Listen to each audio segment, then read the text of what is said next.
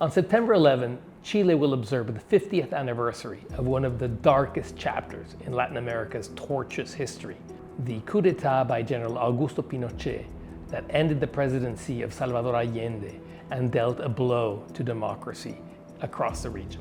This anniversary should be a stark reminder of the threats to democracy. The US-backed coup is a pivotal moment in a bloody history marked by military takeovers from Argentina and Brazil to El Salvador and Guatemala.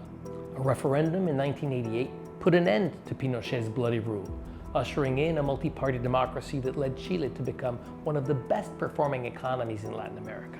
Despite the scars left by the dictators and the juntas, citizens across Latin America are finding themselves tempted by the prospect of authoritarian rule. This is a poll that was carried out earlier this year by an organization called Latinobarometro. Some 20,000 people in Latin America, in about a dozen countries, answered this poll. And it is perhaps the best measurement we have of public opinion in this part of the world. Only 48% of the 20,000 people polled from across Latin America agreed that democracy is preferable to any other form of government. Even more alarming, this is the lowest share since the survey began in 1995, and it is 15 percentage points less than in 2010. In contrast, 54% of people say they wouldn't mind an authoritarian form of government coming into power if it helped solve their nation's problems, and that is up 10 percentage points since 2010. When you take a closer look, only 35% of Mexicans believe democracy is the best form of government. About 70% of Hondurans and 63% of Salvadorans wouldn't mind a non-democratic government if it helped solve their problems. Only 28% of Chileans say they are satisfied with how democracy is working in their country.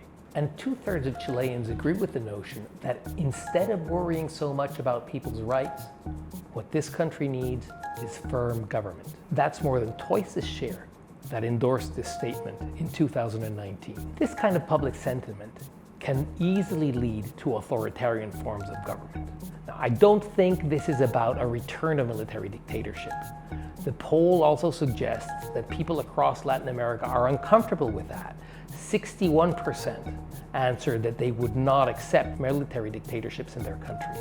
The kind of authoritarianism that these images elicit is very, very different from what we're experiencing around the world today, certainly in Latin America, but also more broadly in other parts of the world. Authoritarianism can take other forms other than, the armed forces taking over. This can take the form of populist candidates that come from the outside of the political establishment as saviors of the people. Populismo, doctrina política que pretende defender los intereses y aspiraciones del pueblo. Eso es malo aquí en El Salvador. Es un paradigma. Nos han vendido que el populismo es malo. For instance, Nayib Bukele in El Salvador, who has come with an iron fist to defeat crime and has been seen as a savior of his country.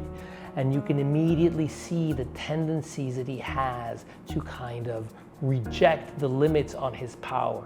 So he is running for re-election, even though the Constitution would forbid him to do so. These kinds of leaders will often believe that the restrictions put in place of perpetuating power are a nuisance and will act against the institutions that limit what they want to do. But Salvadorians are not really fazed by this abuse of power.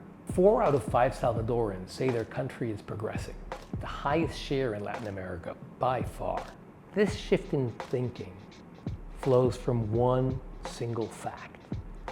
3/4 of Salvadorians think that Bukele's policies have delivered them safety. They aren't wrong. The murder rate in El Salvador declined to under 8 per 100,000 inhabitants last year, down from 52 per 100,000 in 2018. And guess what? In 2018, only 11% of Salvadorians were satisfied with how democracy worked. But don't feel too comfortable that this is just a Latin American phenomenon. In fact, the temptation of authoritarianism is taking over electorates all over the world. Let's not forget. We will make America safe again. And we will make America great again. God bless you. I love you.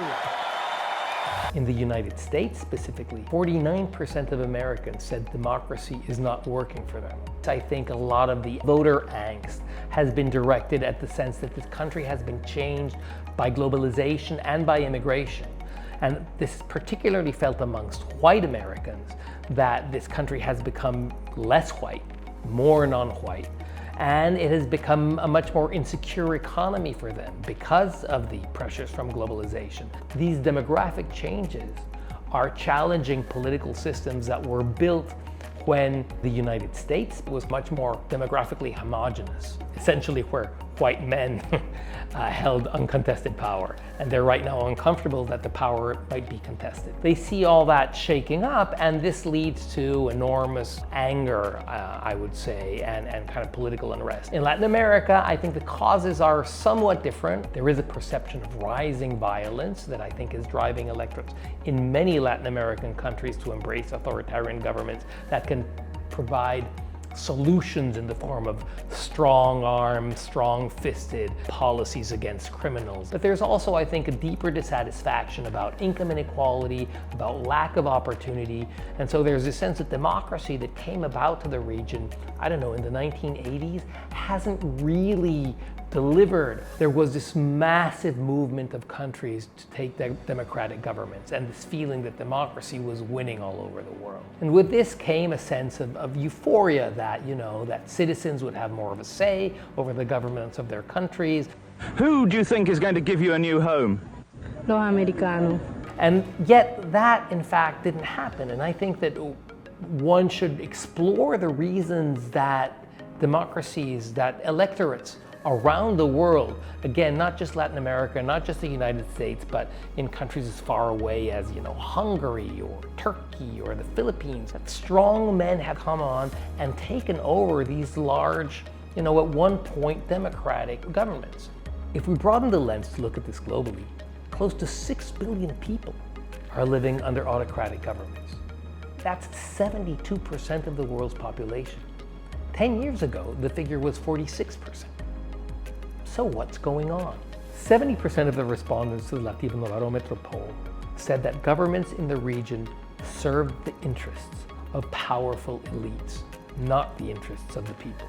The conversation about democracy has been an elite conversation.